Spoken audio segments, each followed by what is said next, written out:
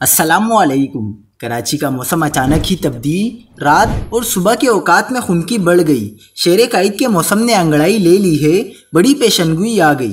क्या आप हालात हाजरा से आगाही हासिल करना चाहते हैं? खबर के पीछे छुपे असल हकाइक जानना चाहते हैं? तो अभी सब्सक्राइब कीजिए जिलमिल पाकिस्तान को और साथ ही घंटी के निशान पर क्लिक कर दें।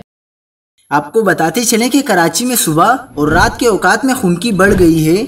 आज सुबह कम से कम दर्जा हरारत 18 से 19 डिग्री सेंटीग्रेड रिकॉर्ड किया गया है। महकमा मौसमियात ने आइंदा चंद रोज़ में दर्जा हरारत मज़ीद कम होने की पेशनगोई की है।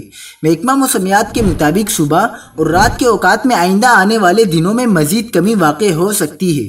ताहम आज समंदरी हवाएं न चलने के बाइस दिन में मौसम गर्म रहेगा और दर्जा हरारत 36 से 38 डिग्री तक रहने का इम्कान है। आज कराची के मुख्तलिफ इलाकों में सुबह के औकात में दर्जा हरारत कुछ यूँ रहे। सुरजानी टाउन में कम से कम दर्जा हरारत 18.7, गुलशन रूमी में 18.9, गुलिस्तान जौहर में 19.3 और एयरपोर्ट पर 20 डिग्री सेंटीग्रेड रिकॉर्ड किया गया है।